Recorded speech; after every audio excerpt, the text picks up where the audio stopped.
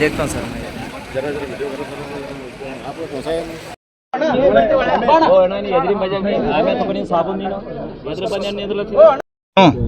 GST ಬಚತ್ ಉತ್ಸವ ಅಂತ ಏನು ಪ್ರಧಾನಮಂತ್ರಿಗಳು ಕರೆ ಕೊಟ್ಟಿದ್ದಾರೆ.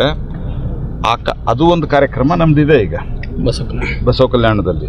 ಹಿಂಗಾಗಿ ಪ್ಲಸ್ ಬಸವ ಕಲ್ಯಾಣದ ನಮ್ಮ ರಂಭಾಪುರಿ ಶ್ರೀಗಳ ಕಾರ್ಯಕ್ರಮ ದಸರಾ ಕಾರ್ಯಕ್ರಮ ಇವೆರಡು ಗುಂಡಿ ಮುಚ್ಚಲಿಕ್ಕೆ ಹಣ ಇರಲಾರದಂಥ ಸ್ಥಿತಿಗೆ ಇವರು ಬಂದು ತಲುಪಿದ್ದಾರೆ. ಹಾಗಾಗಿ ಟ್ರೈನಿಂಗ್ ಕೊಟ್ಟಿದ್ದಾರೆ. ಶಿಕ್ಷಕರಿಗಾಯಿತು, ಸರ್ಕಾರಿ ನೌಕರ ಯಾರಿಗೂ ಟ್ರೈನಿಂಗ್ ಕೊಟ್ಟಿಲ್ಲ. ಇದೇನು ಗಣತಿ ಅಥವಾ ಸಮೀಕ್ಷೆ ಆಗ್ತದ, ಇದಕ್ಕೊಂದು ನಾವೀಗ ಕೋವಿಡ್ ಇತ್ಯಾದಿ ಕಾರಣದಿಂದ ಗಣತಿ ಕೇಂದ್ರ ಸರ್ಕಾರ 2021 ಮುಂದೂಡ್ತು. ಅದಾದ ನಂತರ ಈಗ ನಾವು ಅದನ್ನು ಶುರು ಮಾಡಿ ನಾವು ತಯಾರಿ ಎಷ್ಟು ದಿವಸ ಶುರು ನಡೆಸಿದ್ದೀವಿ. ಇಡೀ ದೇಶಾದ್ಯಂತ ಎಲ್ಲರಿಗೂ ಟ್ರೈನಿಂಗ್ ಕೊಡ್ಬೇಕಾಗತ್ತೆ, ಏನು ಪ್ರಶ್ನೆ ಕೇಳಬೇಕು, ಇದೆಲ್ಲ ಸಂಗತಿಗಳನ್ನು ಒಂದು ವ್ಯವಸ್ಥಿತವಾಗಿ ಮಾಡಬೇಕು. ಮೊದಲ 175 ಕೋಟಿ ರೂಪಾಯಿ ಖರ್ಚು ಮಾಡಿದ್ರು. ಅದು 16 ಕ್ಯಾಬಿನೆಟ್ ಮೀಟಿಂಗದಲ್ಲಿ ಚರ್ಚೆ ಮಾಡಿದರು. ಕೊನೆಗೆ ಅದನ್ನು ಕಸದ ಬುಟ್ಟಿಗೆ ಎಸೆದ್ರು.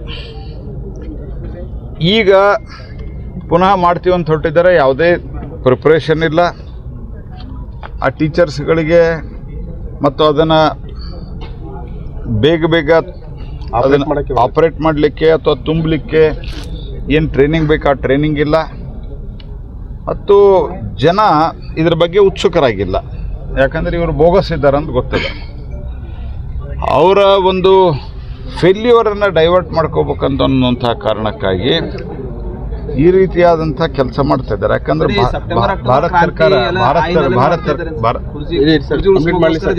ಕಂಪ್ಲೀಟ್ ಮಾಡ್ತೇನೆ, I will complete.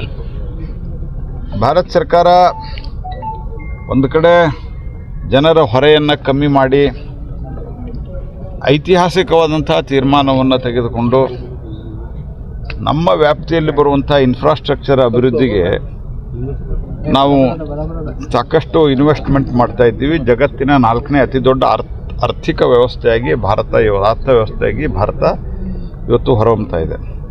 Next Jan GST, ಈಗೇನು ನಾವು GSTಯಲ್ಲಿ ಒಂದು ಬದಲಾವಣೆ ತಂದಿದ್ದೀವಿ, ಇದು ಒಂದು ಐತಿಹಾಸಿಕವಾದಂಥ ಬದಲಾವಣೆ. ಇದು ಭಾಳ ಜನ GSTಯಲ್ಲಿ ರಿಫಾರ್ಮ್ ಅಂತ ಹೇಳ್ತಾರೆ. ಇದು ಕೇವಲ ರಿಫಾರ್ಮ್ ಅಷ್ಟೇ ಅಲ್ಲ, it is A biggest reform after independence. ಹಾಗಾಗಿ ಜನರಿಗೆ ಬಹಳಷ್ಟು ವಿಷಯಗಳಲ್ಲಿ ಬಹಳಷ್ಟು ಅವರೇನು ನಿತ್ಯದ ವಸ್ತುಗಳನ್ನು ಬಳಸ್ತಾರೆ, ಮತ್ತು ಆಹಾರದ ಎಲ್ಲ ನಮ್ಮ ಐಟಮ್ಗಳು ಅವೆಲ್ಲ ಜೀರೋ ಆಗಿದ್ದಾವೆ. ಆನಂತರ ನಿತ್ಯ ಉಪಯೋಗ ಮಾಡುವಂಥ ಅದು ಟೂತ್ ಪೌಡರ್ ಇರ್ಬೋದು, ಶಾಂಪೂ ಇರ್ಬೋದು, ಸೋಪ್ ಇರ್ಬೋದು, ಬ್ರಷ್ ಇರ್ಬೋದು, ಇದೆಲ್ಲ 5% ಆಗಿದೆ. ನಮ್ಮ ರಿನ್ಯೂವಬಲ್ ಎನರ್ಜಿ ಎಲ್ಲ ಇದರ ಮೇಲೂ 5% ಆಗಿದೆ. ಹೀಗಾಗಿ ಕಾಸ್ಟ್ ಆಫ್ ದಿ ಎಲೆಕ್ಟ್ರಿಸಿಟಿ ಸರಿಯಾಗಿ ಪ್ಲ್ಯಾನ್ ಮಾಡಿದರೆ ರಾಜ್ಯ ಸರ್ಕಾರಗಳು ಕಮ್ಮಿ ಮಾಡ್ಬೋದು.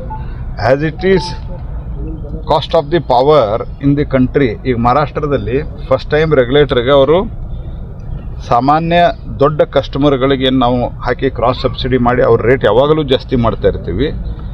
ಮತ್ತು ಗೃಹ ಬಳಕೆ ವಿದ್ಯುತ್ ದಾರಿಗೆ ಏನು ಮಾಡ್ತೀವಿ, ಇಂಡಸ್ಟ್ರಿಗಳಿಗೆ ಅದನ್ನು ಕಮ್ಮಿ ಮಾಡಲಿಕ್ಕೆ ಕೊಟ್ಟಿದ್ದಾರೆ ಈಗ.